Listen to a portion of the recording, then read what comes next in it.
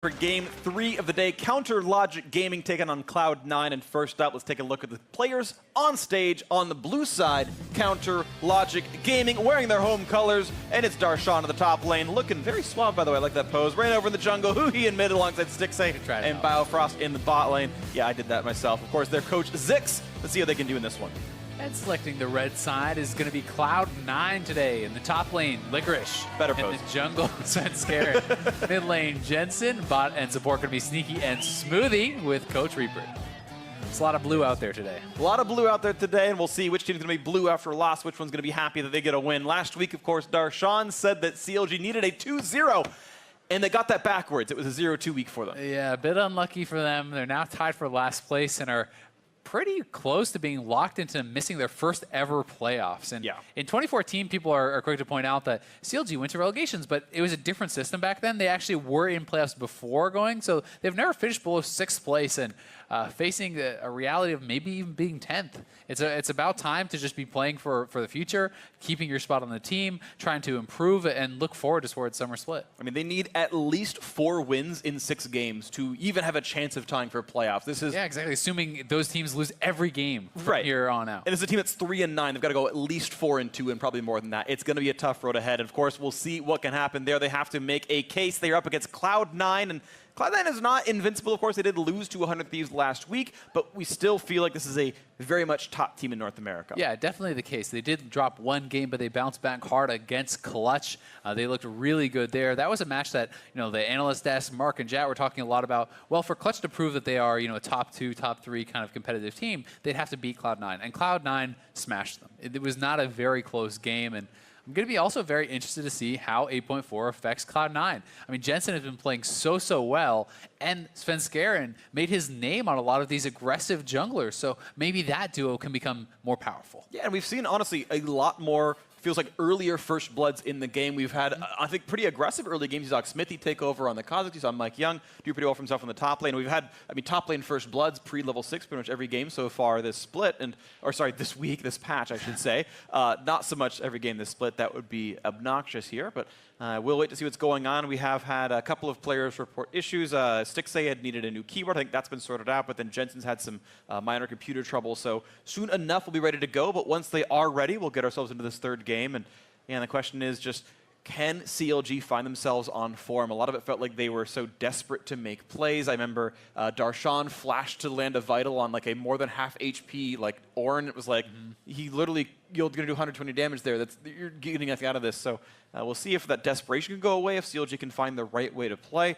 And of course, this is their first split in a long time without Afrim, who's a long-time shot caller, and reforming that identity might just take more than a split. Yeah, honestly, it's kind of weird to watch them because it feels like they still have very strong individual players. So people are like, oh, well, is it the coach's fault then? No, I don't really think it's Zix's fault either. I think that Zix has been a very good coach for a very long time here for CLG, but for whatever reason, despite the fact that they have some talented players, they have a good coach, they just don't work together very well. And it feels like because things are not working out, because they are not working together very well, that desperation starts to come through, as you say. Darshan, it's actually been quite a few games in a row, it feels like, where he is playing so aggressively and then getting punished by the opposing jungler. And it's not that he's not winning his lanes or being able to do well in the 1v1. It's that they're preying on this, knowing he is going to play over-aggressive, knowing that he is kind of stretching too far to try to find some way to get his team ahead. And when you do that, it makes it so easy to get ganked, right? Like, almost every time he's playing Gnar, as soon as he goes Mega, he's jumping forward, looking for a good trade, and then jungler sitting in the bush waiting for you,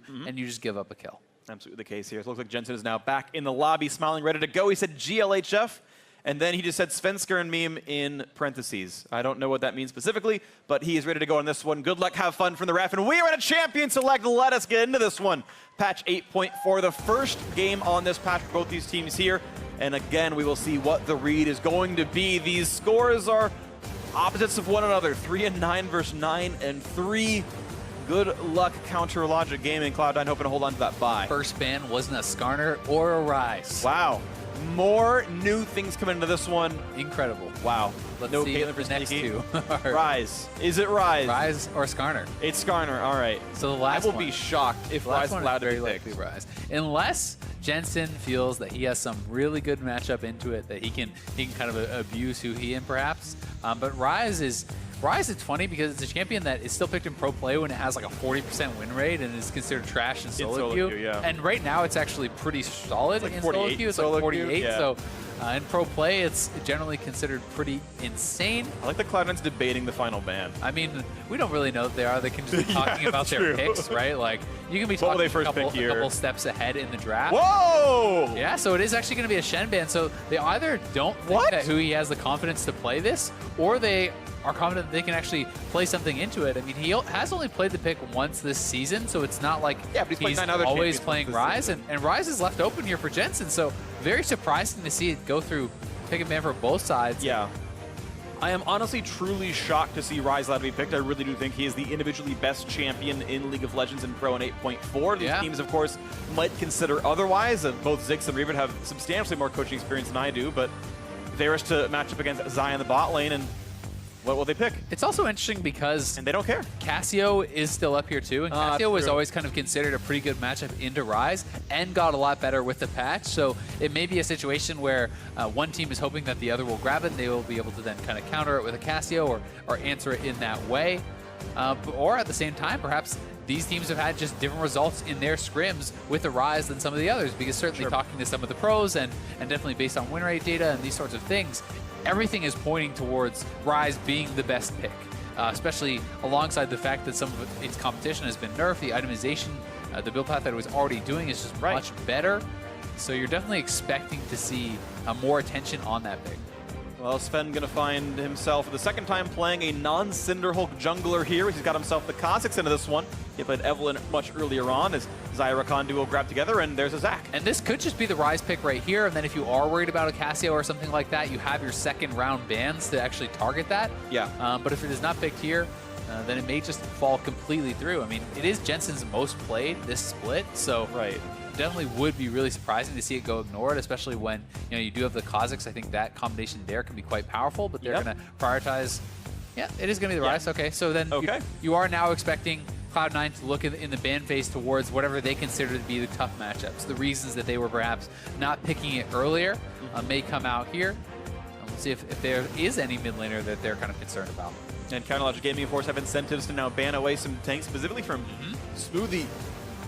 In the support role, Licorice has mostly only shown carry champions in the LCS. He can certainly play other types for sure, and there is that Cassio ban you mentioned. Of course, not a surprise at all that it's the first ban here, but I'm wondering actually if CLG can find themselves an advantage getting Licorice off his most common types of champions. Yeah, and it's actually an Alawi ban here, which is pretty interesting. I have seen this come out a little bit in 8.4, kind of as a response to some of the blind pick tanks. It can be a very strong matchup. It does deal physical damage, a way to kind of deal with some of those banners.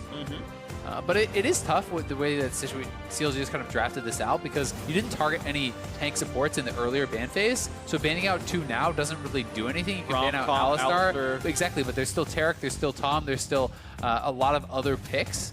So they are going to ban what they consider to be the highest priority one, the Alistar, which I think makes a lot of sense against Smoothie, especially with his propensity to roam. He loves to get on the map to affect other lanes. I think this is the strongest roamer of the tank supports. But Leona would be a very exciting pick. And that is spicy. It's hard to engage because they're running. Looks like they're going to go for it. They're running a Kha'Zix jungle. They need the hard engage somewhere else, and it's going to be Leona picked in for Smoothie. Not a tank we expected to see, but one we are happy to all the same. And they finally need a top laner for themselves on Licorice, and I wonder if they'll run mono tank or if they really will have him pick up a Maokai or something and come alongside. There's Chalia in the mid lane here for Hui. And what will they blind pick at the top lane? Could just simply be a Gnar, but that does open up for a Camille, so they are going to go Cho'Gath here, kind of a very safe blind pick champion there for Darshan. But the Leona is going to be really exciting in the bot lane, but it's also, you're up against 2 pretty slippery bot laners, right? They do have the Xayah ultimate to kind of avoid the Leona ultimate engage, and Rakan does have his Grand Entrance kind of used as an escape, or you can just zip back with your shield to your AD carry. So there's a lot of ways to kind of answer it. Woo! tank versus tank in the top lane, baby. Exciting times. The first tank Licorice has played all year, as long as you don't count Gnar as that kind of champion. He's now played as many Maokai games as Lucian. That's when you know you've got a really cool top laner, when those are equal pick priority there. So it is going to be a 2-tank team. Licorice going to change his champ pool to fit what the team needs. They'd rather have Sven on an assassin than keep Licorice on a Black Cleaver. And that's the team comp. And I'm actually of the opinion that when you have an assassin jungler, when you have something like a Kha'Zix or an Eve or something like that, one of the best possible ways to enable that is simply a tank top with a lot of CC, because it gives you such an obvious, easy place to gank. There's such strong gank assist there. But honestly, I really like this draft, especially for Svenskeren, because there is great setup for ganks in all 3 lanes. You go to bot lane, there's Leona there, and post 6, you have the Varus ultimate. Ryze is a very easy point-and-click route. And Maokai has a tremendous amount of CC, so really, anywhere he wants to go, his team can enable him to get these kills, and that could mean Svenskeren has a good game and really gets snowballing. Of course, a bit of a different look for CLG as well. Also not going for as heavy of a carry focus in the top lane as well. You look at what's been coming through for Darshan, it's been a lot of other stuff. You've seen the Vladimirs and everything else come out of him, and we'll see just what they can find in this one. The Zac of a reign over, who he's going to continue to try and play his roaming style until he, of course, is built for it, plan to play for comfort, and we'll see if Stixxay can continue to have a couple of good games here on Xayah Rakan. It should be a very strong 2-on-2 lane, and maybe they can put something forward for themselves, but CLG need to start picking up wins right away if they want to have a postseason. We are into the game. Let's see how it goes. Yeah, so much pressure really on CLG to try to keep fighting for that postseason and to try to kind of redeem themselves and build up some hope for their fans for the future with this squad, right? Because it has been really the roughest split they have ever had, and that's kind of tough to look at for this team that has been so successful for so long in North America. But you realize CLG have everyone right where they want them. No one believes in them. They're against the #2 team in NA, which means they are 99% likely to win this game. Okay. This is the situation. Also, if you don't want to hear me talk anymore, which is most of you, go ahead and watch the NALCS Lounge or Riot Games 2. Zyreen's hanging out with Nadeshot and Prolly of 100 Thieves, and they will talk about the fun things. Or if you'd rather hear Azale, stay here. There you go. Or Freak. Lots of people like to hear you too. There is mini Dematerializer here from Darshan in the top lane, not really where you see it brought very often. But that is pretty interesting, and 2 people can actually bring that on the C9 side, so both Smoothie and Jensen will be taking that rune to deal with any potential banner shenanigans later on, but that is pretty far in the future, so don't really have to worry about it just yet. Both junglers looking like they're going to get a leash here early on, and we'll see what kind of path they want to take. Well, pretty quick picks up on these, and yeah, we'll see where the next 2nd and 3rd camps end up being here as GFC now walk to their respective lanes. Not a problem for Sven to knock this one down into the Grom single target camps. Of course, ideal for him as Reignover going to run straight over towards Wolves in his blue buff.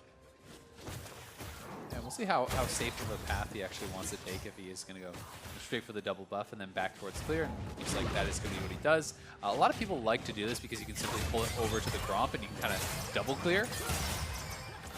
Good bit of damage. Yeah, I mean, that is just the power of Xayah Rakan and the duo. And of course, level 1 Leona is just not that threatening, honestly. Yeah, I mean, the level 1 W from Xayah, giving the attack speed over to Rakan as well, you know, at level 1 makes you so powerful because auto attacks are such a huge percentage of your damage at that early stage, and it means your support is going to be putting out a lot of DPS there as well. Really important for C9. They got level 2 first, and there we go. Another knock up here. Ignite is on as well. The retrade, though, is they're going to find the stun into Stixxay, meaning the fight's not going to work much longer. But a couple shields come through and they stay alive. A trade of Ignites, and 7 heal used by both AD carries as well. And now Sven is here in the mid lane. They find the empowered root. There's the flash and cleanse down. Hui at 200 HP, Summonerless.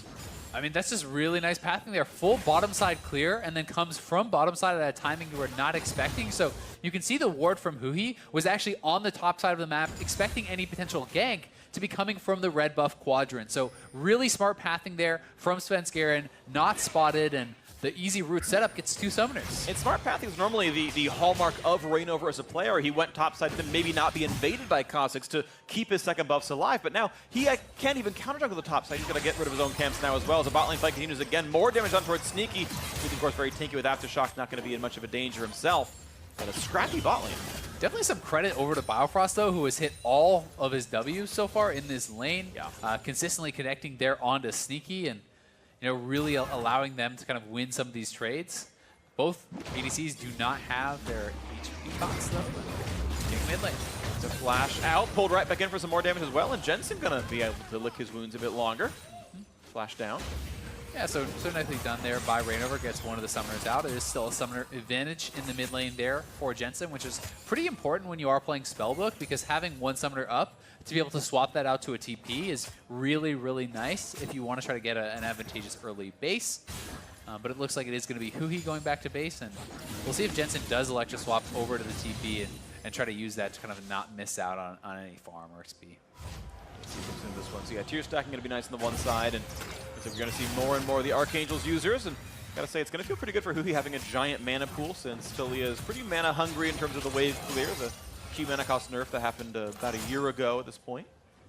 Kha'Zix down on the bot side, and Smoothie can look for this engage. He hasn't been spotted. 60's going to ward. Ooh, and he's going to be found out. Red buff is in. Electric damage comes in. Nice flash gets away from Smoothie, though. That was crucial. And the re-engage means Sven has 5 HP left, but just barely stays alive, nearly turning it around Counterlogic Gaming. Yeah, nice job fighting back there from Stixxay and Biofrost, but it's Smoothie missing his Zenith Blade. Would have been a guaranteed kill onto Stixxay if he hit that. Does miss, and it means it's actually the flash forced out of their jungler, and they're the ones who take the worst end of that trade. Look at the CLG duo, and again, it's a very strong combination of champions, and piloting, of course, is very important as well, and they've done that so far into this. And it's so important to not get behind a Leona lane, because if you are in the advantage against Leona, she becomes pretty useless if she can't engage, and if she is ahead, she can do just these non-stop engages. The 3-man roam up to topside, though. They're looking to catch Licorice out here. Immunes the Q, so he can't be knocked back with that one. Gets away from some more. This one now, here's the flash. Handled. There just are not any more hard crowd control tools left. And Licorice walks away, only losing a single summoner. That was honestly just so well done there by Licorice. You know, using the root to actually immune the stretching strikes there from Zac, sidesteps the fling backwards, and then flashes out. Just good job. Yep, TP's right back in. Got a Sector's Cowl to ignore even more of the magic damage that comes out of Cho'Gath. But of course, warding's going to be hard. You've got a sapling for it, but that's it. But you know what is even bigger actually about the Cowl is the fact that it's 3 AP topside essentially, or 3 magic damage topside. And anytime I'm in this situation as a top laner, I feel incredibly safe if I have not died pre-Cowl buy. Because you're itemizing against everyone who's going to gank you. Huhi, Zac, and this Cho'Gath all deal magic damage, and you know, brushing a Spirit Visage here just becomes so ridiculously efficient. Whereas on the side of Darshan, yes, you can build HP with his Catalyst, and it's not that you're going to be super easy to take down, but you are not helping yourself with your itemization against the Kha'Zix, who is going to be a huge source of damage coming out. Totally agree, and it's always one of the things that matters quite a lot, especially if it's a more volatile top lane matchup. There's a lot of hard crowd control, and in the case of Cho'Gath, actually decent amount of burst, so you would have liked to see that be a little bit easier on their side. But once again, we look at this bottom lane, a Smoothie waiting in the wings, but no engage to be found. It also makes it that much more important for Stixxay to have a good game, because anytime you can put the AD carry as the sole physical damage source behind, then you can really just kind of ignore them. You don't have to actually build armor. You build pure MR, you try to dive towards this AD carry, and as the Maokai, you can basically just ignore everyone else because that's who you're itemizing against. But never kind of collapsing. Threat here, spends on a ward, and it's a 3v2 at this point, and he's hugging it, pulling it back, but it's going to leash again. He's not going to get this red buff. He's not even wasting rid of his time that much. He's just killing the Krugs anyway. They might be able to recommit for this, though, now, because Jensen pushed in the wave. That's what they were waiting for. So Jensen does have the wave shoved in. They can make the roam now, and Reignover's looking to go over for this fight, but will it get turned around on them? Eats away, not knocked up. Zacho pulls them back, and now the Taliwa got to cut off the retreats for a few more seconds, and once again, the reset on the red buff. 4th time here on this as Sneaky is shoved in the wave, but it's just Stixxay getting the farm. He can join in a little bit, where they got a little bit of a root, a lot of damage there, and they might just get that kill picked up, and they will. First blood down into Biofrost, who's going to be picked off, but Smoothie has nowhere to go. He is flashed down. The damage of it might not be enough, though. He's going to walk away. They're going to split Zac into Bloblets. No teleport means they can kill him with that one, but here comes Xayah. Can he make it happen? Stixxay tries to get the damage. The flash is out at 12 combined HP. Jensen and Smoothie get away with their lives, just barely only 1 for 0 Cloud9. That was so close to being more kills for CLG there, but it is C9. Getting the kills, getting out, getting the Zac passive, really playing that on the razor's edge. Stixxay just was not able to actually come over and answer that play for so long because he was pushed in. He didn't feel he could afford to miss out on those minions, and as a result, C9 has the man advantage. You can see Stixxay still over under that turret, and Biofrost just walks up, straight up rooted out and burst down before he can really do anything, and then Smoothie here dodging out the elastic slingshot, utilizing his W, which gives him so much extra armor and MR to barely survive there. And then Stixxay and Hui doing a good job kind of zoning and protecting Reignover. Even Hui, you can see stepping in front of that last Q coming out of Jensen there, which may have taken down the blob. So some nice heads-up play by some of these players. This game, of course, still very close, only 600 apart, which is what you get for an First Blood. Laning phase was going pretty close to equal here as Licorice and Darshan just trade back and forth. Licorice a bit more farm to his name, but not by a huge amount. Farm continues. Yeah, definitely so. But you can see that Darshan having the mana advantage is actually pretty big there. Licorice, he is running low on mana, and people have talked about it. They talked about it on the desk. Oh, he hasn't really played any tanks, so it doesn't mean that he's going to be bad on tanks, but it is more of an unknown quantity. Yeah. And one of the things that can be kind of interesting to track is people's mana management on those champions. The CC onto the turret. Look at that. A lot of damage there. They almost got the burst, and they will have it. Sneaky gets the kill on a Stixxay, and actually Biofrost also forced to flash away. 3 summoners lost for that. The chain CC, no flash out for Stixxay. Yeah, and Stixxay did not have his ultimate because he actually committed at protecting Reignover in his passive in the earlier play. So that is kind of the continuation of that jungle invade. C9 recognized he expended the ultimate, recognized it's going to be a long cooldown early on. They get the kill, they put him behind, and they're going to get the turret probably here too, unless someone can come down to respond. I mean, Sneaky is getting massively ahead. 2 kills up, 20 CS up, and if they get this turret here too, his gold lead is just absolutely enormous. Yeah, choose not to be risky about it as Reignover does come by, and Leah had the chance of roaming. You can see Hoofy right in front of that red buff, pinged again that she's coming back down to the mid lane. Up, I should say, to the mid lane as an invisible Kha'Zix shows up and says, "Hello, Hoofy, I've got some damage output for you." Half HP down, out he goes. Yeah, it's a nice chunk there onto the mid laner, giving more pressure here for Jensen. He can move up and get some more damage down. Here is the play again. Smoothie in the brush, comes out of fog, finds Stixxay, knowing he does not have the ability to get away with his ultimate. He would have had to flash the Zenith Blade, and that's really the only play you can make in that situation. You kind of have to realize that your ultimate is down. That is the only way you can actually react, but that is pretty tough to sometimes figure that out right in the moment. But that's kind of what's required to survive those sorts of plays when you are playing against the hard engaged champions. This is similar to what we saw with Wild Turtle against Aphromoo. When you do see that Blitzcrank hook coming out, you're at full health. You don't want to flash it. You have to. I think it's actually worth considering for Stixxay is consider going Resolve secondary instead of Sorcery. Unless he's doing Nullifying Orb, in which case he's got like plus health in that sort of rune page anyway. But considering that he is a double BF Sword champion, the value of raw attack damage that Sorcery normally gives you is just actually diminished compared to a double Zeal AD carry. And increasingly, I think Resolve should be really considered on the more assaultable champions. I mean, there's a Leona and a Kha'Zix against a 525 range champion. Like, you might want to consider Resolve, honestly, in a game like this. But it's not the most important thing in the game, but something I want to have players consider at some point. But it is interesting to talk about it. It's one of those things where it's easy to see both sides because definitely Resolve will help you survive. But you're thinking, well, we have an advantageous 2v2 anyway, so we should be the ones pushing the pace. We should be the ones dominating this lane. And in that situation, if you are ahead, hey, maybe you don't actually need Resolve. But from this position, yeah, maybe second-guessing some of those choices. Yeah, hindsight's always a thing, of course, and you have to play the high percentage play in Champ Select. You can't change your rings later on. Either way, that's the case that we're in right now. A 25 minion lead for Sneaky. He's pretty close to the Rage Blade now in that Varus. It's a huge power strike for the champion, obviously. Top lane still pretty close to equal. Banner of Command rushed pretty early by Darshan. And keep in mind, again, Licorice, a magic damage champion, cannot kill those minions easily. As he's MR stacked himself, won't be dying, but the minion push can be nice. Reignover waiting for the gank. He knows he's safe. There's 2 control wards, knowing that there's 0 chance he was spotted, but doesn't find the gank anyway. Cloud9 playing defensively enough, sussing out what could have been. Yeah. Sometimes without seeing the jungler, you can kind of intuit some of these situations just simply by how the 2v2 lane is playing. You know, if all of a sudden Biofrost is moving a little bit more forward, that kind of thing can give it away quite a bit, especially when they're already at a disadvantage. You're kind of wondering what could be going on there. But Licorice, going to be very tanky boy already with the Spirit Visage and the Merc Treads completed. Not much chance of killing him without Stixxay being involved. It's going to be incredibly difficult, but I do like the Baron and Rush in this situation. As you said, it is magic damage coming out here. The attempt is going to force a flash into Sneaky. Actually lands the Q, but doesn't go for the Stretching Strike second auto to pull him back towards. Wasn't going to be a kill anyway. But flash down. But that's kind of the play that you're talking about, right? It's almost the same situation, just reversed here, as what Smoothie just did onto Stixxay. Sneaky had to respect flash that, because if you get hit, you're going to then hit confirm the ultimate, you're going to be pulled in, and yes, it is just one thing, but it leads to everything else, and Sneaky early flash, I think showing a lot of respect there to the crowd control that can come out of CLG and does survive as a result. He's been looking for his next play. So far has been kill and assistless, but has actually managed to burn 3 or 4 summoners throughout his attempts in the lanes. Otherwise, just farming at parity with Reignover, which honestly, I would probably side with Zach. Yep. If you're going to go and have a 0-kill game, that's pretty good for the one champion. It's going to be a catch on to Smoothie. A lot of hard crowd control. The ult coming back out for Sneaky, but doesn't really matter. The summon heal comes in. Licorice is Buys here. a few more seconds. Smoothie going to stay alive, and here comes the rest of the squad. Jensen going to look for the root.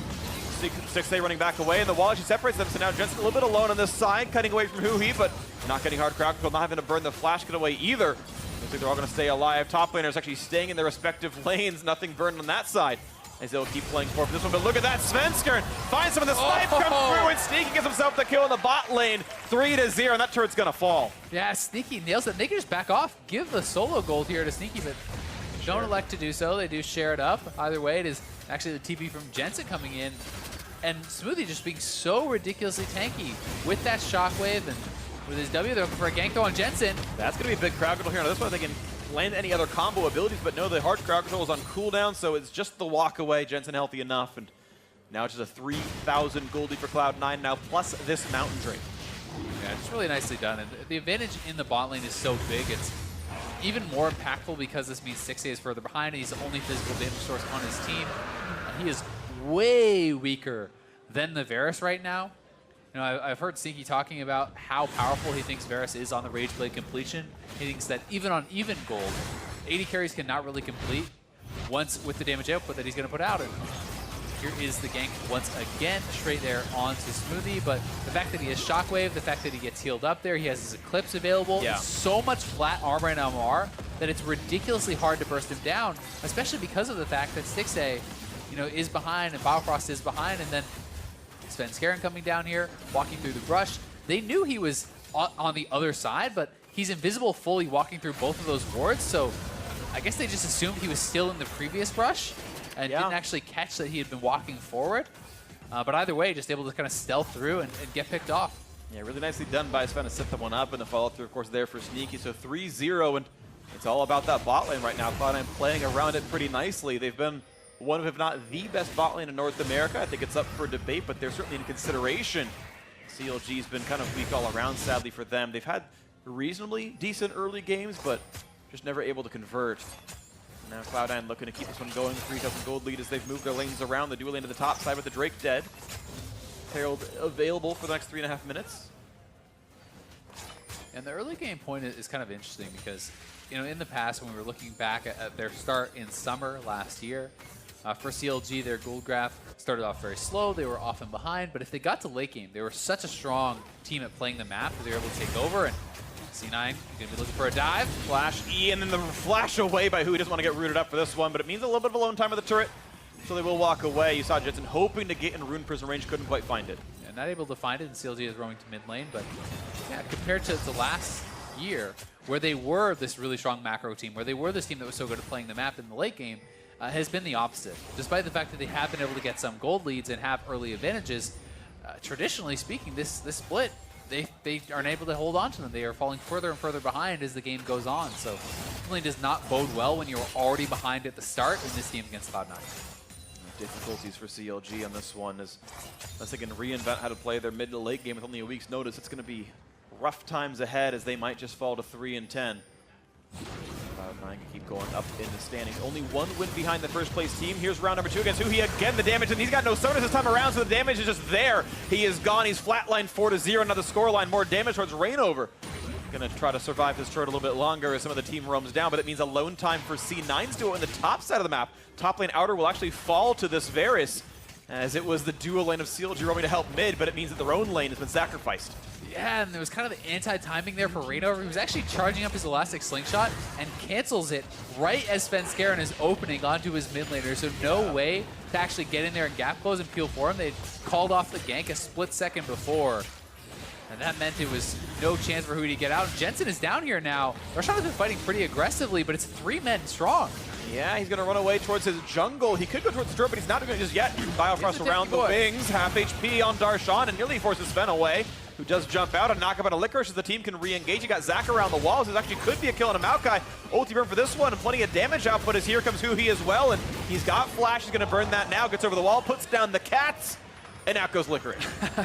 Without the Xayah there, there's just no damage really being dealt to Licorice. It's so hard to actually take him down, and meanwhile in the mid lane, Sneaky and Smoothie just walking around the map, picking up turret after turret after turret. They are now up 5,000 gold, and individually, 2,500 of that gold is on Sneaky, and that is just a ridiculous gold lead at this stage in the game. I mean, that is a full Hurricane almost, just as an advantage when your opponent is sitting on one item. The K's not going to land any of it. Ooh, the sidestep for Sneaky gets away from that stretching strike there. I'm curious if Sneaky is going to go for Wit's End versus Blade of the Ruin King. Wit's End did get nerfed for ranged champions, generally speaking, in the patch, as it stacks up the MR shred a bit slower. But he's going to go Wit's End anyway, now into the long swords of that Blade of the Ruin King, so a single target build for him. And I think it makes sense against this composition specifically, sure, because there is so much magic damage coming out. Again, it's only Stixxay that is dealing physical damage, and when Stixxay is very likely going to be pushed back by your Maokai and by your Kha'Zix and by the Leona, it's unlikely that he will be hitting Sneaky in these fights. So when you look at the champions that will be able to, it's going to be extremely efficient. Definitely agree as the items continue to stack up. Banner of Command now done for Cloud9's top laner as well. Aegis for both supports. We'll see which one it goes toward, but the extra cloth armor and Smoothie's inventory says maybe that's banner number 2 instead of Locket. Maybe an overcommit, but we'll see what comes through into this one. 20 minutes in means Baron is on the map, and Cloud9 taking over that western jungle to try to make sure there's no vision, and they can take that in darkness if they need to, but there is one ward in the river they did not spot, and that means it won't be a sneak. Yeah, the gold lead in the mid lane pretty large here too. Quietly, Jensen has been kind of farming away. He has been involved in 3 of 4 kills, but on 2 items plus his Lucidity boots. This is really Ryze starting to turn on pretty heavily. Because at this point, he's at 40% CDR, and that is why the Archangel's change is so big for Ryze. CDR went away. Nice flash gets him out, though, and now they're re-engaged on the front side. They actually find some CC. The ultis are burned, and they've got rid of it at half HP. The cats come by once again, and he's split in a Bloblitz, and now they're re-engaged towards this Xayah, who managed to get the kill off on a Sven. The blade collar so big, but of course both junglers are now down as there's no one to save Rain over. So a 4v4 on the map, no junglers, no smite. Probably not a chance at Baron. It's going to be a disengage now on both sides. Yeah, trade of kills, not too bad for either side, but generally you favor the team that is behind when you can have those even trades. We'll see if CLG can challenge around this Infernal. As it is C9 that is first to the scene, and Siki is much stronger. They're on to Stixxay. Flash engage, no escape tools with Stixxay left, no summoner, no ultimate. The flash for the chase down. One more shot will do it. Maybe the knockups are there for Cho'Gath. Can Darshan reach the target? Yes, they can. The shutdown comes through. This could be just what CLG needed. How many ways can Smoothie get out? And it's going to be 0. That kill comes in. And now Jensen's in a 2 versus 4 to 3. Maybe not the fight he wants. He flashes. Get away from what could have been more crowd control. Out he goes. A nice fight now Counterlogic Gaming can play for this Drake. Yeah, that's a pretty big win for them, honestly. Jensen was not in position with the team, and they're starting this up, and CLG simply walks in. They can't actually finish the kill off on a Stixxay, and as Huey comes in, they take down Sneaky. They're going to get a couple kills. They're going to get an Infernal, and kind of reestablishing themselves a little bit here in this game. That's a huge surge in money. Shut down gold from killing Sneaky is a surge in for the team, and just overall going +3. And here's the engage once more, right over onto Stixxay. Honestly, a really good job by Biofrost kind of peeling Sneaky off, and then Darshan coming in with a follow-up. The knockup comes out, and they're able to burst him down. And the fact that Stixxay is the one getting a couple of these kills in the last 2 plays really is getting him to a point where he's going to be much more relevant in this game. Forcing the flash out from Jensen. Going to be a nice victory there, too, despite the fact that he does have Lucidity and the Summoner Spellbook, so pretty low cooldown on those Summoners. Sure, absolutely the case, but it is mean some things going towards Counterlogic Gaming's way, and then a second chance at Jensen's rise might just come through. A couple of minion kills here. Smoothie keeps that going forward, and yeah, he's going for banner number 2 there with that Glacial Shroud in inventory. Zeke's Harbinger, I like that actually a lot on Biofrost. It lines up really well with what Rakan's combat pattern is. I think the item is heavily underrated. And you talked about one physical damage champion on the team, and Stixxay, well, he's got more damage output now thanks to Zeke's. That should help them quite a bit. Yeah, I think it's a really intelligent item choice here. Also love the Lucidity boots. I think there's sometimes too much priority on mobility boots for supports in the LCS. You know, people obviously are very big on the movement and being able to get on the map and clear wards and these sorts of things. And Biofrost actually getting caught out. They found themselves a champion. Out he goes, though. Pretty easy escape for Biofrost as he runs away. Now a root here on this one. The CC going to keep layering on top of that one, and that is another dead jungler. Reignover 0-2-0 has not been part of anything positive. This is going to be them starting the Baron. I mean, yes, Biofrost got out with his cleanse being popped, but jungler is down now. C9 can look to start this. Licorice still has flash. He has ult. He has his root available, and they could turn and fight if CLG shows up. Darshan actually canceled his TP there, so he's pretty far. Okay, then here comes the attempt onto this one. The re-engage could look pretty solid. A lot of ultimates still available, including Licorice's Maokai ulti. No smite available, and the Cho'Gath seems far, so this should be a pretty easy pickup for Spud. There's the re-engage.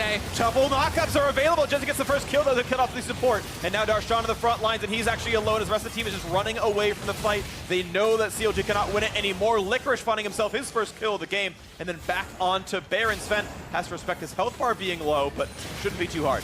Yeah, it definitely shouldn't be too hard, but Reignover is moving over there. I mean, Sven could theoretically actually die to this. He is very, very low. He's kind of having to back out and forth and trying to use the W to heal. C9 will secure the Baron, though, and that's a Baron on 5 with Banner available for Licorice. Maybe even another one coming in here for Smoothie as he goes back to base. And yeah, he should have it. not quite yet, at least, but either way, they can start this push. They are ridiculously strong. That's 3 complete items now for Sneaky. Jensen is on 2.5. 3 items for Licorice here as well, and it's actually going to be 2 Zeeks, so. Yeah, I take that back. I realized that I'm done for saying that Glacial Shroud builds into Aegis, or into Banner, because I'm pretty sure it doesn't. It's Raptor Cloak. Either way, it's a cool item. I'm happy to see it. I like Zeke's Harbinger and both 80. Yeah, that's why I got wrong, is I'm just too old. But here's the CLG engage once again, and it just was not enough. Yeah, I mean, Biofrost goes straight in, but there's not really any follow-up because Licorice is kind of zoning on the side, and as soon as he steps out of the brush, Sixte could not really go forward or he's guaranteed to die. And Darshan getting locked up, easy to take down there for C9 in the 5v1. And they are just looking so good this game, dominating start to finish. Svenskeren kind of lurking around behind them here, and they have some waves pushing, but they're just going to group up and use the banner on the cannon minion and try to force CLT to engage. But that is going to be so difficult to do through a Maokai, and this flanking Svenskeren. They see him in the back line. Can Reignover find himself the battle? He got the ult, he's going to pull one in, but just gets flopped right away, and a Maokai in the front line is where he wants to be anyway. Look at the damage out, but Darshan going to fall. They will get the trade, though, as Leona drops. Smoothie gets killed, but it's a 2-for-1. All the same, a double comes out for Sneaky. 4 versus 3 on the map, and C9 can keep sieging. Yeah, and Svenskeren is behind them. He's looking to threaten the dive here. He's going to come around and push them back. Licorice threatening it as well. They're going to push them right off of the turret. Who needs empowered minions? Just the threat of killing you is enough to get another one picked up. There is Cloud9 stretch their lead to 9,000 gold. Licorice holds the front line some more as they make that push go farther and farther, blocking the shots from Huhi. Jensen walking forward, looking to threaten Stixa here, but he's got to respect the fact that the re-engage could still be threatening. Not going to be enough, though, as the mid inhibitor will fall. 4v3, they're going to make sure they walk it all the way into the base, and a nice pickup there, Cloud9. Crack all the way through mid lane. Yeah, good job by Cloud9, and critically, Darshan did use his Dematerializer on that bannered minion, so it did prevent any more damage from coming out, but C9 is just so strong at this point, they can walk forward, force their way into the base. And that's now a death cap completed here for Jensen, so bad just going to worse, honestly, for CLG as the items just come piling in.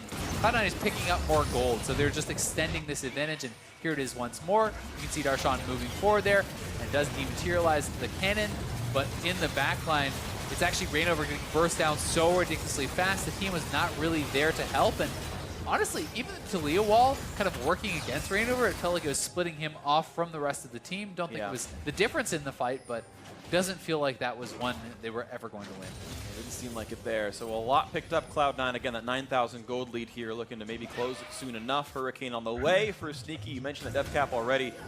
The power spikes are quite nice here. Not Guardian Angel, but a Black Cleaver coming through for Sven. Actually, it's not even that because that's not what the build order is for that item. Nice knockback there. Licorice means there's no CC out of Reignover. Out he walks. And honestly, Licorice has been performing well. He's been doing his job here on the Maokai, so definitely playing pretty well in the tanks here. Another banner minion coming up, and Darshan has to get up there and try to dematerialize it. We'll see if he can move forward and do just that, but he's kind of getting blocked out by these creeps. And there he goes, consumes it, and there we go. All right, that turret's going to survive. It lasted long enough. Half HP left, and they'll have to wait for that cooldown once again. It is, again, a 1 banner team, only Licorice here. Has not gotten a Summoner Spell CDR almost anywhere. Maybe that Inspiration Secondary, but that would be it. Yeah, it's really looking like he's going to build towards a banner perhaps now. He does have that Aegis once again.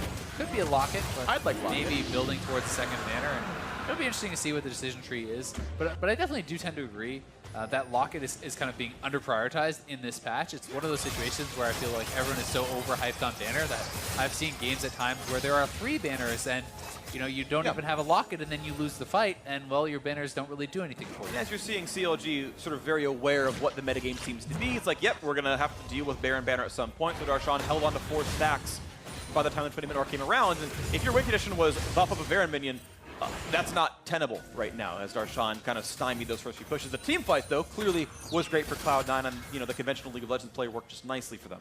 Yeah, and they have a big advantage. They don't need the banner to win the game, but if a second Baron buff comes around and they have 2 banners available, well, there's only 2 more charges of the Dematerializer there for Darshan. So that may come into play, but also could see Cloud9 just close this one out. I mean, you do have a multiple tank team, you have a very strong AD carry, and you certainly can posture aggressively and look to threaten dives or zone your opponents off. Look at that damage output. God. Yeah, that was really nice, though. He had the spell flux on over all the minions and just got a huge chunk down on a He forcing the recall. Sadly for Cloud9, there's no minion wave left, so no siege to see here.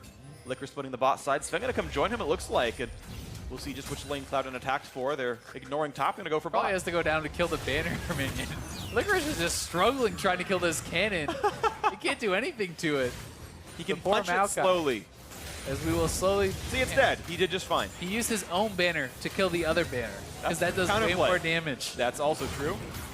Well, non-Baron on this one. This is an unaffected, unbuffed, unbug-fixed. Their smite used, auto still coming through, but this turret's still losing a lot of HP. Finally does go down thanks to 6 days damage output. Will they engage? I mean, Jensen is caught out. They're going to find Jensen. Yes, they will. The knockbacks are there, and they will pick off the mid laner. The re-engage of the front line. Licorice running out of life, and he's going to fall as well. 2 for 0 to CLG. Right Ever stays alive. What a fight out of Counter Logic Gaming. They finally got the fight they wanted. They've got so much more to come back with now. 40 seconds without Rise is a lot of time. And that time, the Talia ultimate was perfect. They're sectioning off the mid laner. Jensen elects not to flash over the wall back to his team, thinking perhaps he can do it reactionary, but he is not able to. Sven wants in, gets the kill, but doesn't have a way out after he kills off Biofrost. He's up against 2 tanks. He's going to get knocked into the air, turns invisible for a couple of seconds, but he's silenced and he's going to run out of health pretty rapidly. More TC coming in, and Sven going to go for his duel. Darshan needs to get over and help him, but he's trying to cut off his escape path, and will Sven just get out? Well, Sven has flash. He's going to jump away, and he's invisible. He's invisible again. Oh, no. And he does make it away, the great escape. Oh, no. And I don't know if you can really blame Darshan. He was holding on a flash. If he jumps the wall, for sure he gets out. It's tough, right? At the same time, can you not maybe flash over and feast him? Maybe. But either way, there is the engage again from the earlier play. You see who he set that up so well with the Talia wall. Not only does he section off Jensen, as there's just too many fights, we can't cover anything. Love it. League of Legends fighting. Want more of it. Nicely done right here, but that is a mid laner missing for 47 seconds. Baron as well. Exactly is alive. Good luck, Counter Logic Gaming. You need something big on this one because Baron's going down pretty quickly. They're not even going to try. I mean, there's honestly no reason to even approach that. I think that if you go to try to fight this, you simply die in the fight and the game ends. So I do like the choice here to kind of just see the Baron, and yes, it is a bad situation, but they can still have a chance to find fights and try to look for something later. So if they can find that defensive position as their jungler's being taken away. Sven takes away the Gromp, and now top lane siege is happening.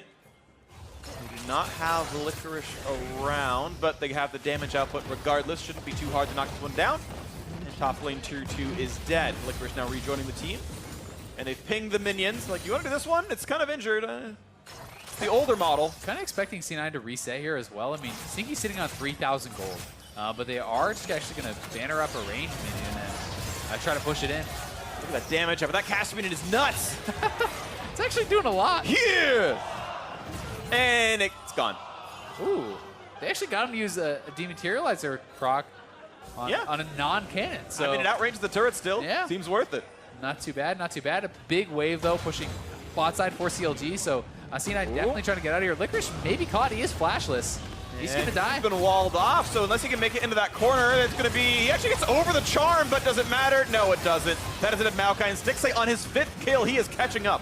Yeah, Stixay has actually been doing a good job kind of clawing back into this game, the recipient of almost all of these kills, and this wave will get cleared up. That is a Targon stack. Bam! Made it look effortless. Either way, Sneaky finally did buy, and Svenskeren is prowling around here. Yep. I actually really like how Svenskeren is playing this, threatening the flanks nonstop, because he has a Duskblade. He will be aware if he's actually spotted out, and that in combination with his ultimate camouflage, every time you're going into a new bush, you get that stealth, you can move around the map very quickly and scout things out, kind of use yourself as this battle ward, so to speak. CLG, though, setting up a death brush down here. 3 men in there. Sven does not see this. And he's been found out. Down he goes. A nice kill picked up CLG with a proper death brush. Yeah, 6 kills in a row now for Stixay. He's on 4 items. I mean, this is really getting a little bit sketchy for Cloud9. Yes, they're still very far ahead, but there's potential for a comeback, certainly, for CLG, because Stixay has a lot of items. He has a lot of engage on this team, and if they can find the correct members, the gold lead stops mattering pretty quickly. Yeah. We'll see if that point does come in. Void Staff done for Jensen means a better tank killer, and that's end up coming soon enough for Hui. Went for Leandries himself. Might be towards O'Reilly's with that Blaster Wand, or could be Void himself. His builds come forward too as the tanks continue to build up, and of course we are running lower on Dematerializer stacks. Only 1 left on Darshan. There's still 2 held on by Smoothie, and via the jungler kill, it means alone time on the Drake, and Chomp, another stack comes through. Equal Drake count now for both these squads. CLG have 2 for themselves. The gold's still 8,000 apart. Nice for Darshan to grab that stack there too. I mean, it's actually his first non-main stack of the game, so he's just sitting at 7. Yeah. So that is, getting him a little bit stronger. The real problem for CLG right now, I think, is no longer Stixay. He is actually caught up quite nicely in gold. It's more about the differential between Hui and Jensen, right? He is over 4,000 gold behind his counterpart. That is a massive disadvantage, and he's down almost 100 CS, just about 100 CS, plus the kills and the assists and the additional turrets on Jensen's side, and that is giving him a pretty enormous lead. And despite the fact that CLG has been finding some good kills and some good picks, if they cannot instantly kill someone off in a team fight, you expect Jensen to just simply put out way more damage than Hui, because he is so far ahead in itemization. Absolutely. Things to be concerned about. Licorice fighting a cannon minion. Thankfully, he's got one of his own. Yep. Well, who's going to win the duel? Caster! Caster wins! As we know, the casters are the best in League of Legends. Yeah, I mean, it's just really not reasonable at all. Casters are just superior in all cases. If you're getting the reference, everyone, I'm not being subtle about it at all. I don't get it. Okay, that's fine. It's okay. All right, so C9 pushing in the bot lane again. Seeking going to be able to clean up another turret there, and does actually have his Guardian Angel, so will have a second life on this full build 80 carry. But as far as actual pure damage output, Stixay is definitely going to be getting pretty close. I mean, he is on his double Zeal plus his 2 BF sword items, and probably going to be building towards, I imagine, what is somewhat of Armor Pen, some sort of Last Whisper item. I'm of the opinion that anytime you're against Maokai, it should be Executioners. Because he actually heals for such a tremendous amount in these fights that you're really cutting out a lot of his survivability by getting that, despite the fact that your numbers are smaller because you don't have a Lord Dominix. Right. It makes more of a difference in how fast you kill him. Just cut down the healing. Yep, tend to agree. But we'll see what he ends up choosing for himself as he waits for enough money to turn the longsword into something of real value. 10,000 gold remains the difference here. It looks like Cloud9 not able to get a whole lot done off of that Baron buff. 145 till the next one comes in. They'll play for Baron number 3. First Elder Dragon spawning next time around. That's going to be in about 4 minutes.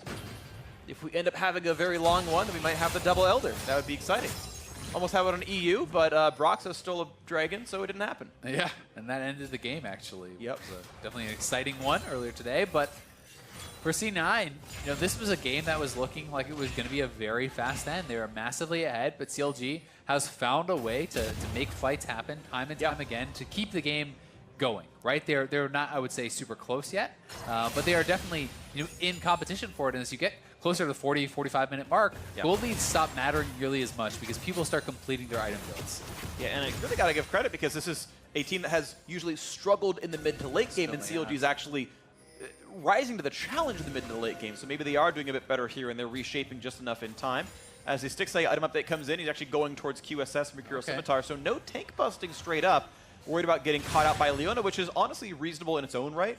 It's definitely fair. I mean, there is the Maokai route, there's the Rise route, there's a lot going on there, and if he dies, the game will end. But at the same time, when you have no Morellos, when you have no Executioners, this Maokai is going to be ridiculously hard to take down. So it is something to worry about, and there's some push and pull there, but C9 looking for an engage. They're going to find a route in the front line. Here comes the hard CC. The kidnap back from the Zac as well means they will kill off Licorice before you can blink an eye. And Darshan taking with the Stone Plate flashing away, and looks like that's going to be good enough. They don't need the tank busting just yet, it seems. The damage output is high enough anyway. I mean, Licorice just got absolutely shredded, and it seemed like C9 could not get all their pieces into place. They tried to kind of funnel in through a corridor and come at them from two sides, but it's Licorice getting pulled into the rest of the team. Everyone from CLG focus firing him, and he just gets burst down, and now it's a 5v4. They have Feast available to try to go for this Baron secure.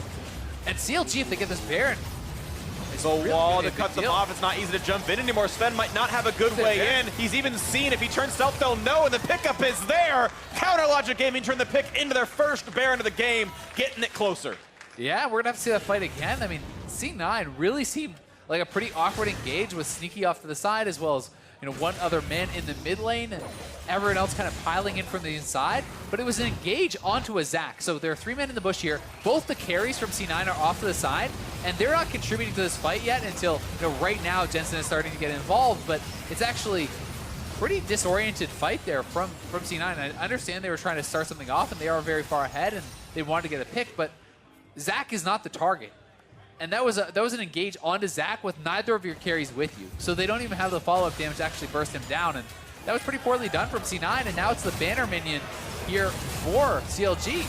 He walks up, puts the W, gets hard CC, and they just pick him right off with the Feast involved as well. 1 for 0, the kidnap back. He's going to get ran over to safety, actually. The root is on, they've got a second kill. Are you kidding me? Counter Logic Gaming just keep finding the fights, and the cannons are still alive. Smoothie actually tried to go dematerialize the banner minion. He failed to even do that before he died, and CLG could theoretically go for a death push. And look at Sven in the back. He's trying to get the damage up, but his smite was still on cooldown, but he put some damage in. The minion's still alive, though, means the turrets and the buildings are still falling. They're gonna go for the end. Inhibitor is dead, and it's 5v3. Can CLG really make the comeback happen? Look for the engage. They've got Sneaky. Now they have Jensen to deal with. Some damage outputs there. The flash for, they've got him. 1 shut down in, 2 versus 5 to close the game out, but the minions have been killed off. There's now no way to siege easily. Gonna disengage by the next wave. Jensen gonna look for the play. Almost gets sticks in 1 more shot, but he can't get it. Head to the back line. Oh, it's huge out of Sven scared. He gets 1. He revives, and no, he's gonna fall down to the rupture. The TP to keep a Bloblet alive, and Rainover will walk back to safety. Darshan is okay. God. But the team is respawning, and it will be a stop for now. That was hectic. What a ridiculous series of events here. Cloud9 just barely staying alive by the skin of their teeth.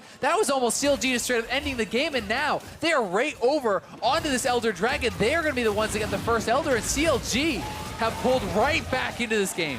What a series of events. The pick into the Baron, into the team fights, and the sort of courage and shot claim to say immediately one-shot Smoothie, rupture him, feast him, everything, and they turned it in so well. Counter Logic Gaming will get this uncontested Elder Dragon. It resets, they're going to lose some time, but no one will stop them. And after the reset, that's when it starts getting really interesting again. They're taking some time. Are they going to let Darshan feast it, it looks like? No, they're waiting for 6A to respawn. Oh, they're waiting for 6A to respawn to get the Elder Dragon buff on their strongest member.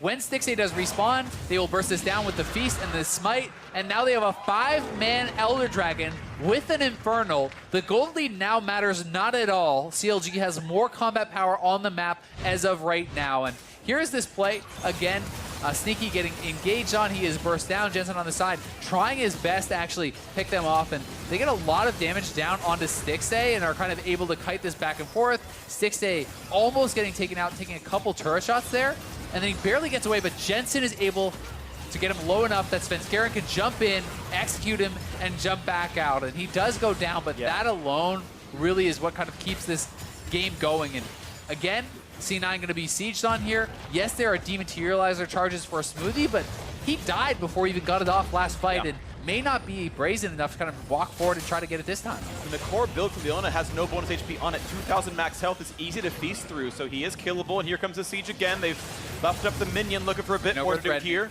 But yeah, it's just not threatening enough. The wall doesn't really mean that much, and they can keep farming now. Cloud9 putting more items in their inventory. And the Baron had expired, so it was not the super powerful minion. And Rainover kind of just tanking this up here. He does have a Warmog, so he can get 3 shots in, but C9 has a lot of wave clear, so without the Baron, it's going to be tough to actually push up and just kind of knock down these turrets unless they have threats coming from the other side. But this game really has kind of equalized quite a lot here, and C9 has got to be stressing out quite a lot with the massive advantage they had. Being pretty much all but thrown away. Well, Jensen's still on that one item lead. Spellbinder's Orb rounds out his build here. Fully stacked, ready for the team fight. One full slot still to go for Huhi, something to watch out for. The Dragon Buff still on. They find the Charm in the front line. They're just going to destroy Licorice with a 1-for-0, 5v4 right over. Going to lose the life though, no passive. So the team fight back to 4-on-4, but Elder Dragon, of course, still threatening. Smoothie, Biofrost, the rest of the squad's now looking for the team fight next. The silence comes through, but they find the root. They find damage on Darshan. 1,000 health bar left on him. The flash for the stun. They should get the kill, but not quite. They turn back on a Smoothie. One kill is for CLG. And he's going to get another one, 2 for him, but trade it back as Sven is an assassin. Oh, Jensen is so strong. 3. Can Jensen survive? Here comes the jump in the backline. Sven wants the damage of it. Be careful, Darshan can re-engage on you. The Rupture's going to land. It's 1 versus the world. The knockup is in the ace. And Counter Logic Gaming going to pull in the impossible comeback. And did you believe it when you believe in them least? They will take this win over Cloud9. No one thought they could do it. And yet they will walk this one in. No one left to defend. 15 seconds on Licorice. 3-9, a 10,000 gold deficit. And CLG in last place will knock down the #2 team in NA. It's just insane. You have to shake your head. I mean, every time it seems like they're in these impossible situations that there's no way they could win. And CLG able to actually pull it back this time. I mean, Cloud9 is going to be very frustrated with that loss, though. I mean, they had every opportunity to end that game, and it's CLG finding fight after fight after fight, pick after pick after pick, slowly whittling away that advantage. And then that one push mid lane. Smoothie unable to get the dematerializer off on the Baroned up, bannered minion, gets burst down immediately. And Licorice, multiple fights in a row, actually getting burst down without activating Stoneplate, without being able to survive at all. I mean, I was talking earlier, he was performing pretty well. He was having a pretty decent game for himself, but when it got to the team fights, Licorice was unable to survive almost whatsoever. I mean, he was the first person to die and the person getting picked off in a lot of these fights. I mean, even that final push, they're engaging on a Maokai under the turret, able to easily burst him down. Immediately. And that was the fight. Absolutely the case here. So huge out of Counter Logic Gaming. They melted Cloud9's front line. Just, I mean, rapidly. And it's another game, by the way, where Stixay ends up with a gigantic scoreline. Rough laning phase, sure. Arguably, I think Biofrost did very well in the laning phase. There was some push and pull. Some really good ganks, of course, came through out of the team. But, I mean, the damage graph is comical. 50,000 damage comes through in a 44-minute game. I mean, yes, there was 40K out of his opposing AD carry, but 20K out of Cho'Gath, 50K out of the Xayah. 2.5x anyone on his team. This was a hard carry through and through. The bot lane did very well. The engages were good. And CLG have these glimmers once in a while. It's like, yes, they can do it. And it's interesting because, again, you're seeing the individual talent on this team, right? You know, people are pretty on board that Huhi and Darshan have had really great games at times and not been able to kind of carry it through. And Stixay, despite the fact that he was getting a lot of criticism towards the start of the season, this is, what, 3, 4, 5 games in a row that he's performed very well, I think. You know, even in the losses this past weekend, I think he performed very well. The week before that, he was very good in both their wins on Kalista. And again here, against Cloud9, performing very, very well. But this is, you know, at the end of the day, a 4-9 team. On the outside looking in for playoffs, but they just took down Cloud9 and they did it convincingly at the end. It's going to be a tough one, but 3 games out of playoffs with 5 to play. If they can make the run, it'd be a miracle. But now, for more on that win, let's send it down to Avlu, standing by with the CLG mid laner. Thanks, guys. Huhi, congratulations on that win, knocking down Cloud9. What does picking up this victory mean to you and your team? I think this victory for us means kind of like a ignite for our hope. We still didn't give up that we can make the playoff and win this split. And this wins just kind of like reassure us, ourselves, that we can still do it. Now, this split, you were actually tasked with almost replacing Afromu as the team's shot caller. What has that process and that journey been for you so far? I think that's one of like our biggest challenge this split, especially. We had to like figure out like what communication system we're gonna go for, and we kind of decided for me as a shot caller, and I think we kind of failed on it by like specifying like different, giving different people different tasks. So we kind of had 2 shot caller, and that was making me pretty confusing. And going forward, I think we're gonna like move to one shot caller, and we decided that that's gonna be Vincent, and we're giving him full support. And I think now we're kind of like getting as a team, and that's why we could have like picked this win up. Glad to hear about that progress. And looking forward, CLG, you have the possibility to make it into playoffs, but it is going to be a little difficult. With that in mind, how are you approaching the rest of the split? I think our mindset is gonna be always the same. Like no matter if we can make a playoff or not, we're gonna always try our best so that we don't give up our fans. And yeah, obviously, like all my teammates are like, our mindset is to win this split still. So yeah, we're gonna take whatever we can, or like we're gonna do whatever we can to get there. Huhi, congratulations again on that win. And for more on this game, let's hear from the State Farm Analyst Desk. Thank you very much, Avli. It was all control for Cloud9 for a large majority of that game until the throws started coming in one after the other. CLG end up with the victory here in a big upset over our #2 squad. And it was a very different look for Cloud9. We're talking about how Licorice plays tanks. We're wondering what's going to happen in this game. He ends up on the Maokai pick, and as a result, they don't play to him at all. There's all this bot lane action that's going to take place. Red buff invades into counter pick Leona. Yeah, and the thing about this is C9 looked good in doing this. They had that sneaky ward on Krugs to kind of show them exactly where CLG was during this. They make the narrow escape. They turn that into a kill lane, bottom lane, hit 6, go immediately for them, land the CC, crush that lane. I mean, at one point, Sneaky was 3-0 with a large gold lead. Jensen's popping off in the mid lane with the CS on Rise. Everything looked really smooth for C9 in this game. Even the Baron plays, right? Yeah, sure, they could have finished it, but they're picking up a bunch of extra kills, getting Baron on the back end. They were looking good with Licorice on a tank. Right, and this was reaching the point where you're like, well, C9's got this game, and then things started to slow down after this point, and Jad and I were talking about how this looked like the least clean closeout of the day, despite the fact that this should have been the biggest mismatch on the day. C9 versus CLG, and then they threw so many times that eventually CLG start trying to end the game. C9 played the situation out pretty well, split up CLG, make sure they can get to the cannon creep that was in the back line so it can't keep pushing, and now there's two scary damage threats, both Sven Scared and Jensen. They didn't know who to focus down. Sven made some huge plays there to keep the game alive, but at that point, they had already been outscaled. Look at that jump. Oh, yeah, my a goodness. Cho'Gath, Zac, Xayah frontline and backline damage is way better than anything C9's bringing in that fight. So even though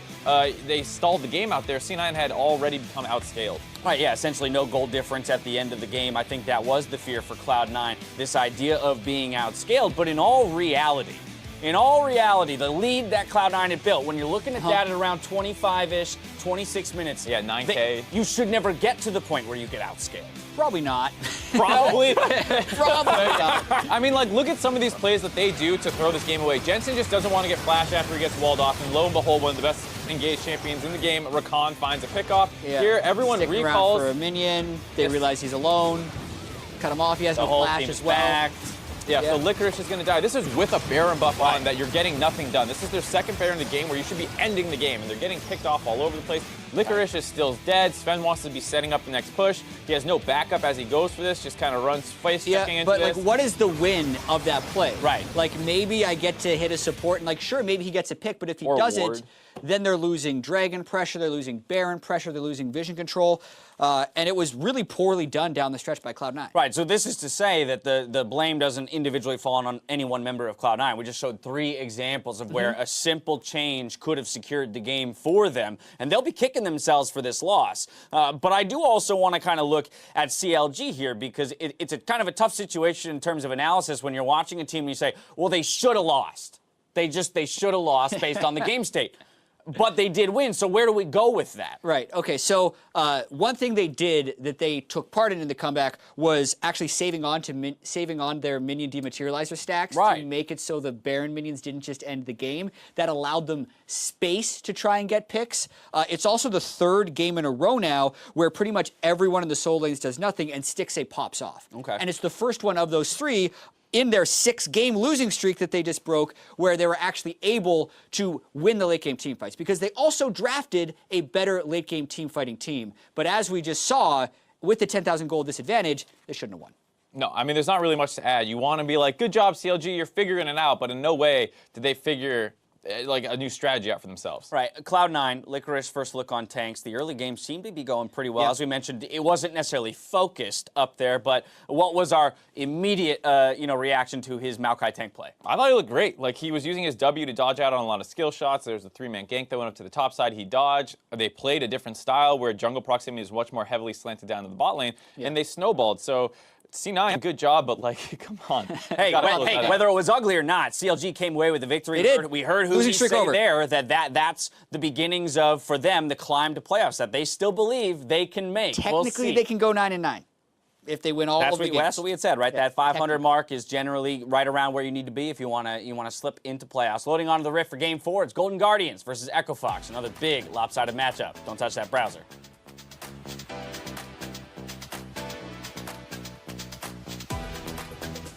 Yeah, can you get lobby, Justin? Yeah, okay. Okay, I'll play without settings and stuff. It's fine. Don't worry about it. I mean,